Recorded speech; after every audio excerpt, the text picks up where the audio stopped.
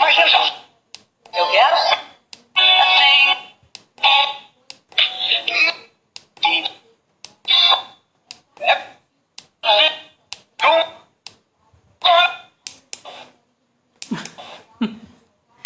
Por que que eu tô com esse troço aqui, esse brinquedo?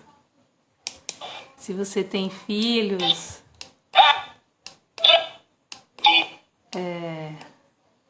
ou crianças agora eu não sei como é que desliga isso, na sua convivência, talvez você já tenha visto esse bichinho aqui, né? Tô com dificuldade de manusear, onde liga, onde tal, mas se você conhece, ele é um cacto bastante famoso aí como um brinquedo, com bastante sucesso entre as crianças, e eu quis vir aqui falar um pouquinho dele, porque no último final de semana eu tava olhando lá os feeds no Instagram, aquela coisa toda que a gente faz às vezes, dá uma olhada no que os amigos estão fazendo, já que a gente não tá podendo sair muito, encontrar muita gente. E aí me deparei com a propaganda desse cacto. E como minha filha acabou de ganhar de aniversário, me chamou bastante atenção aquela propaganda e eu fui então olhar, né, até o final o que estava querendo aquela propaganda. E a propaganda era exatamente assim: que tal se o teu filho começasse a falar mais palavras do que as outras crianças? Porque tem algum botão aqui que você aperta e ele repete, né, a palavra. Então você pode falar uma palavra e aí e o bichinho vai repetir, então se torna engraçado, né? Entendi a história de estimular a criança a repetir ou a brincar com o boneco falando palavras, né? A gente tem aí aquela garotinha fofa demais que fala palavras difíceis e todo mundo se derrete porque é uma fofura, enfim, sem nenhum julgamento ao trabalho que ela faz e as coisas, né, e a maneira como os pais a conduzem. Mas especificamente nessa propaganda, eu fiquei pensando depois, né, não sei você, mas eu às vezes tenho um pouco de insônia e nos momentos de insônia me vêm as coisas que de alguma forma eu não elaborei durante o dia. Tá um calor danado aqui. Ou que eu talvez devesse pensar um pouco melhor sobre aquilo, né?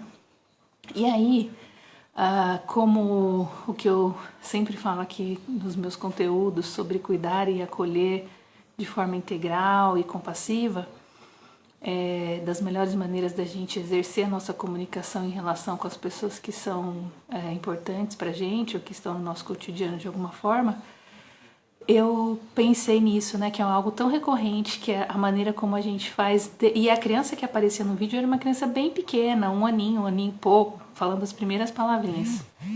Então, como a gente lida, e não sei se é assim que a gente vai continuar fazendo, eu espero que não, a gente pode escolher fazer diferente, em sempre tá com as nossas crianças no sentido de compará-las aos outros, né? Compará-lo ao irmão mais velho, ou mais velho com mais novo, ou com os primos, ou com outras pessoas da escola, por exemplo, né? Quando a gente tem a necessidade de que a criança tenha algum comportamento que ela não está conseguindo ter, ou ela não sabe, ou não está conseguindo ter os comportamentos, atender as expectativas dos adultos ou de quem quer que seja que esteja com ela, da gente sempre usar ou a competição ou a comparação. Pensando que a competição, talvez alguém vai dizer, a competição até um certo nível saudável, enfim. Esse é outro assunto. Mas o modo como nós utilizamos a comparação entre as pessoas, será que já não está na hora da gente fazer diferente, né? Porque a gente, ao comparar uma criança de 1 ano e pouco, 2 anos, olha, a outra criança já sabe falar até não sei que número, já sabe contar de não sei quanto a não sei quanto, e ela apenas está repetindo uma informação. A outra criança já faz xixi sozinha, a outra criança, sabe? E o tempo todo colocando aquela criança, que é o seu alvo de expectativa das suas necessidades ou das nossas necessidades, sendo comparadas às outras, né? Para que ela se torne uma pessoa que ela não é. sem que a gente dê tempo para a pessoa, para a criança principalmente, ser quem ela é, né? Desenvolver e aprender quais são as formas que ela tem de agir, quais são as escolhas que ela tem, os caminhos, as possibilidades, a criação, e entender a diferença. Acho que aí começa um bom lugar para a gente entender que a diversidade, hoje na lição da minha filha tinha essa palavra, diversidade. E eu perguntei para ela o que era diversidade e ela mesma começou a me dar vários exemplos de diversidade. Mas se nós adultos não tivermos claro na nossa mente, né, no nosso cotidiano, não tiver nas nossas palavras e na nossa forma de se comunicar, até quando a gente vai acreditar ou desejar que a gente seja tão perfeito quanto uma outra pessoa, né? A comparação talvez ela pudesse ser usada para coisas, né? Esse objeto é melhor que aquele, aquela casa é maior que essa. Eu me lembro de aprender comparação assim. E aí a gente vai crescendo e vai vendo que o tempo todo nós estamos sendo comparados, né? Esse profissional era melhor que aquele, essa pessoa faz isso mais rápido que você, enfim, nos levando para um lugar que eu não sei se contribui muito para nossa melhora, né, enquanto seres humanos, e que muitas vezes, né, porque cada um também entende de um jeito, sempre vai ficar aquela pontinha de desapontamento ou de frustração, porque a gente não vai conseguir ser o que a outra pessoa é, né? A gente não passou pelas mesmas experiências que a outra pessoa, a gente não sentiu igual as outras pessoas, a gente não tem as mesmas necessidades que as outras pessoas, enfim. O bonequinho me trouxe esse pensamento. Será que a gente precisa mesmo o tempo todo querer que as crianças ou quem quer que seja melhor do que a outra pessoa?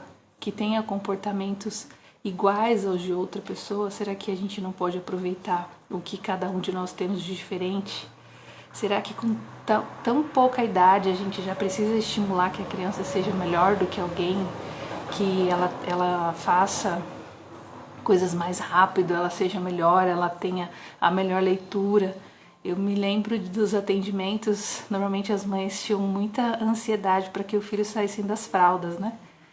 Eu que já tenho uma filha que já saiu da fralda faz tempo, tô com outro aqui no forninho que vai entrar na fralda daqui a pouco, eu entendo essa angústia das mães, mas o que eu sempre falava ao final bom, eu nunca vi nenhum adulto, nenhum adolescente ou adulto jovem usando fralda só porque ele não aprendeu a ir ao banheiro. Então, em algum momento, todos nós seres humanos que passamos por essa experiência aí das fraldas, em algum momento a gente vai aprender e vai sair, né? Essa comparação, essa necessidade de que o seu filho ou que as pessoas ao seu redor ou que você mesmo seja melhor que o outro o tempo todo, nos leva a quê? Né? Para quê que a gente ainda se segura nessa forma de enxergar o outro nas comparações? Ah, mas fulano faz isso, né? Por que você não faz? Já ouvi muitas falas desse tipo, principalmente em relacionamentos terapêuticos, quando a gente fala assim, ah, mas tal pessoa fez assim, você também pode fazer assim, né? Não no sentido de dar uma sugestão para a pessoa, não sei nem se é essa palavra sugestão, mas de apresentar que existem caminhos diferentes, mas no sentido de compará-la mesmo, né? De reduzir a pessoa à comparação. Então, ficou muito marcado e eu fiquei a noite toda pensando sobre isso, né? O quanto a gente não percebe algumas coisas que estão tão arraigadas na nossa fala, no nosso modo de existir, nosso comportamento com os relacionamentos que a gente tem. E o quanto a gente pode ser cruel quando a gente não tem consciência das coisas que a gente está alimentando ou valorizando no nosso dia a dia.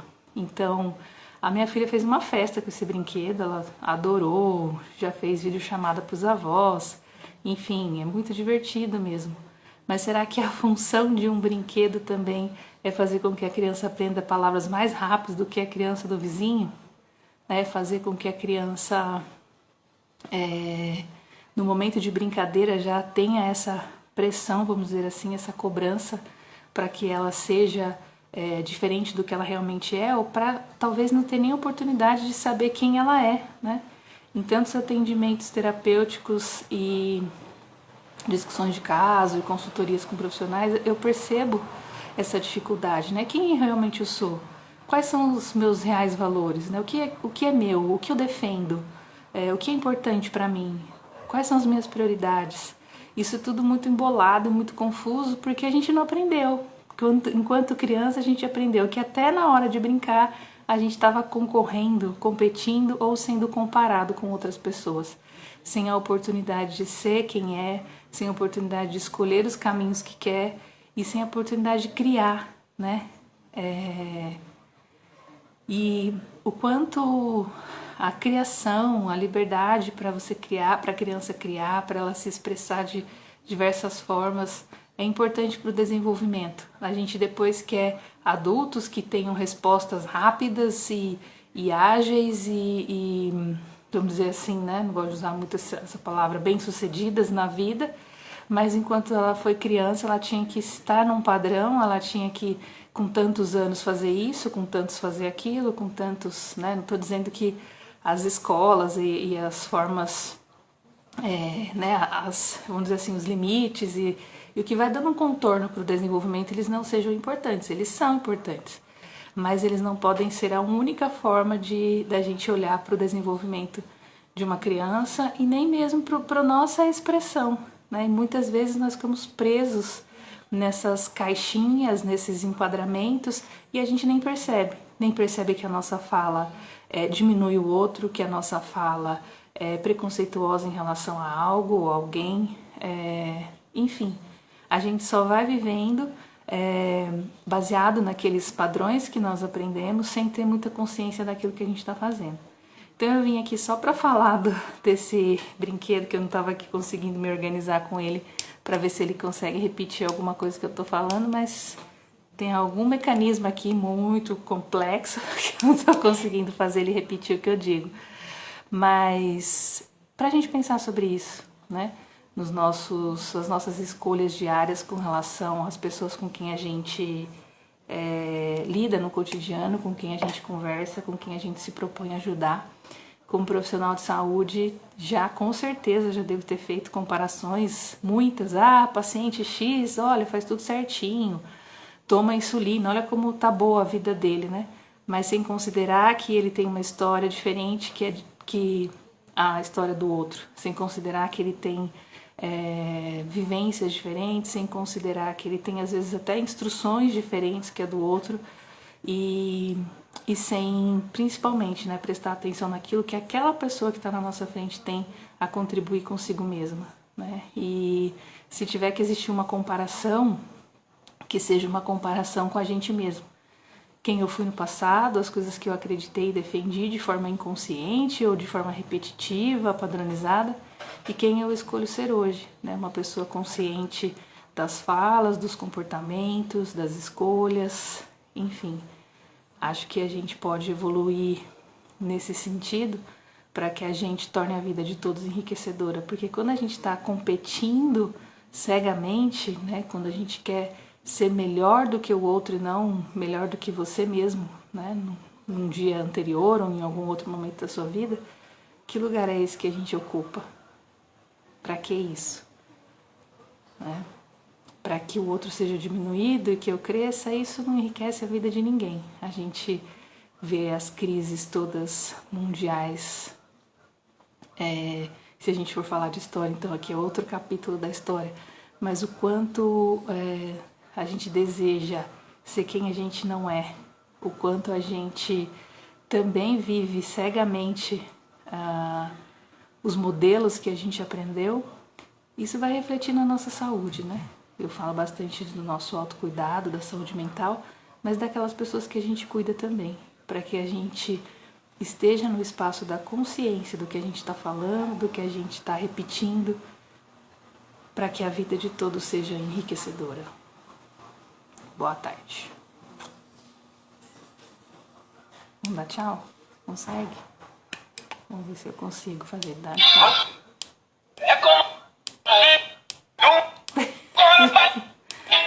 Tem alguma coisa aqui que eu não tô sabendo. Acho que é a bateria. Deve ser a bateria. Eu vou carregar e depois eu volto aqui para vocês ouvirem um pouquinho dele, tá bom? Até mais.